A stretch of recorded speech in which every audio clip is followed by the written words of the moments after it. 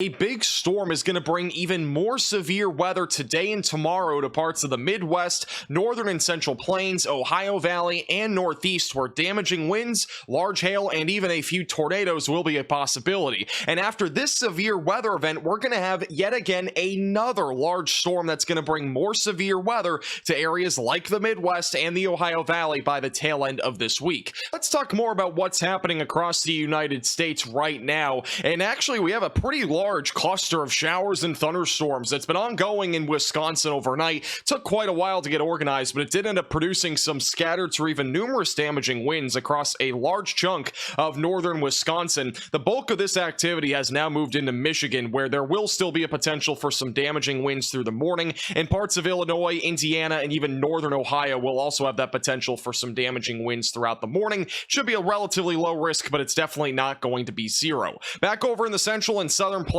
we actually have a good amount of moisture over here and a nice amount of energy. This will eventually kind of collide with this mesoscale convective system later today, and we're eventually going to start to see a secondary round of severe weather trigger across parts of Iowa and northern Illinois, where the potential for large to very large hail, damaging winds, and a tornado or two will be possible later today. We'll probably be live on the channel, so just make sure that you're subscribed down below. And then further down to the south, we have a large ridge in place across the Gulf of Mexico. This should keep tropical activity out of here for at least the next 10 days, so that's good news there. The bad news, very warm weather and very dry weather is ahead for a large chunk of the southern tier of the United States. Now, today's threat of severe weather is actually a pretty large area. We have a large slight risk for severe weather from southwest Michigan back over into Nebraska, Kansas, and even throughout parts of Illinois and Indiana, where the main concern today will be damaging winds, large to very large hail, and an isolated tornado. Also notice that we do have a marginal threat that goes back up into the central and northern plains, and it kind of almost looks like a heart shape.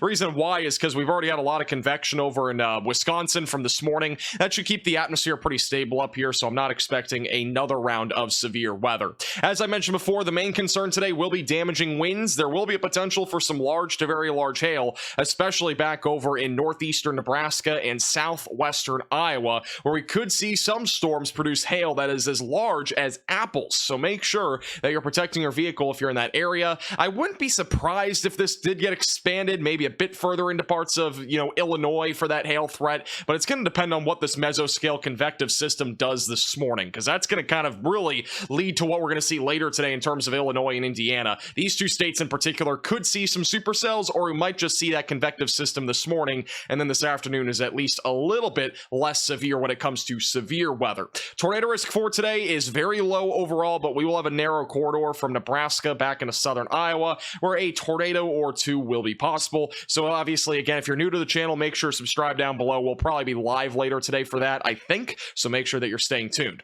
Once we go into Wacky Weather Wednesday, we have a couple areas to watch for. We got High Plains Madness, which overall is just going to be mostly hail and wind, and then we also have a threat of severe weather from southern New England all the way back into Oklahoma, which Oklahoma, by the way, has not had a risk of severe weather in quite some time, at least the eastern side of the state. Main concern is going to, though, be across parts of the Northeast, including parts of Virginia, Pennsylvania, and New Jersey. Main concern will be wind and hail. There will be a slightly more elevated tornado risk in New York, New Jersey, and Pennsylvania. There's a chance we go live for this tomorrow, but I'm not super confident on that. But again, make sure you're subscribed to the channel, and we might go live for that tomorrow. Now, today's severe weather setup is actually not too far off from what we had yesterday back over in Iowa, because the instability is still going to be relatively high, but the thing is, it is going to be a very narrow corridor later today where supercells will try to fire, with instability values upwards of 5,000 joules per kilogram. If you watched yesterday's video, you would know that back over in southwestern Minnesota,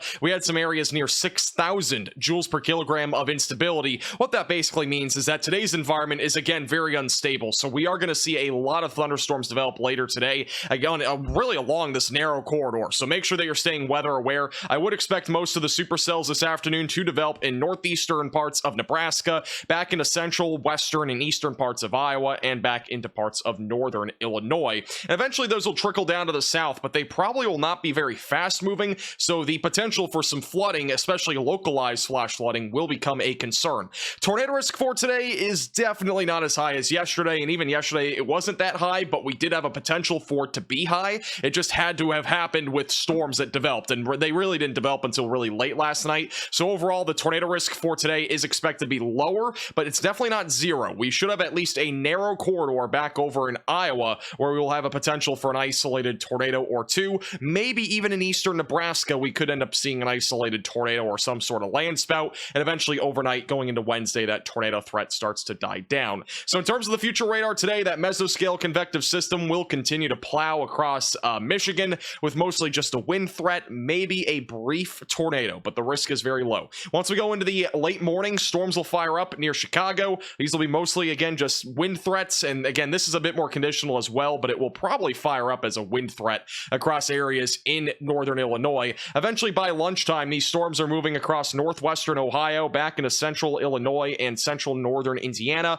The wind concern will continue, some isolated large hail as well. By the afternoon hours, these storms continue to just kind of simmer around western Illinois, more than likely, and then we'll eventually start to see some discrete cells and semi-discrete cells blow up around 5 or 6 o'clock tonight, anywhere from western Illinois back into northeastern Nebraska, where large to very large hail, damaging winds, and an isolated tornado or two will be possible. But today's setup does not feel like a big tornado day. Honestly, like, we're looking at storms in this area that are going to be very slow moving. The hodographs are not very curved, so we don't have a whole lot of spin in the atmosphere either, and the wind shear is just kind of meh. So we're not really looking at much of a tornado risk today, and also these storms will be very clustered together, so I think overall maybe an isolated tornado or two, but it's not a really prime day for tornadoes. By the time we go into the late evening and into the overnight, we could see another mesoscale convective system develop across Iowa, and that could bring more damaging winds, and that could eventually go into Missouri, Illinois, and eventually towards Kentucky by the time we go into Wednesday morning, producing the potential for more scattered damaging winds. And then here's the timing across the Ohio Valley. So for today, again, a line of storms will try to get going during the afternoon.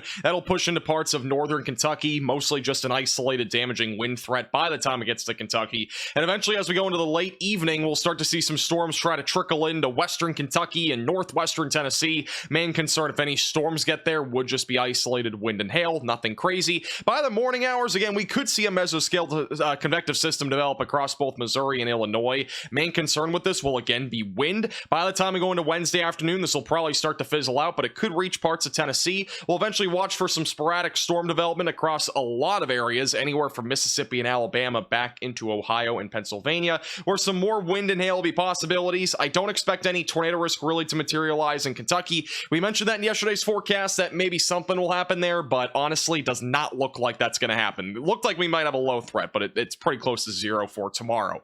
Here's the timing across the mid-Atlantic region. Nothing really today, but by tomorrow, more storms will fire up. We'll be watching for an isolated tornado risk to try to materialize out of any storms that stay semi-discrete or discrete going into Wednesday afternoon across parts of Pennsylvania. We'll be watching for more of a wind threat across Maryland, Delaware, and as well as Virginia. I can assure you that I don't think tomorrow we'll be seeing much of a tornado risk in Maryland. It should not be another surprise tornado threat, but just stay weather aware mainly for the wind threat in those areas. Now, beyond today, the weather pattern will stay very active. The jet stream will continue to stay well back up to the north, keeping a dominant ridge in the southern tier. Many troughs will continue to move across the Canada and United States border, and this will continue to bring more of an active weather pattern. Even as we go into the late week, we'll eventually get another trough ejection that'll eventually bring more severe weather to parts of the northern and central plains, Midwest, and perhaps the Ohio Valley as we go into Friday, Saturday, and maybe even into Sunday. Things may dry out once we get closer to the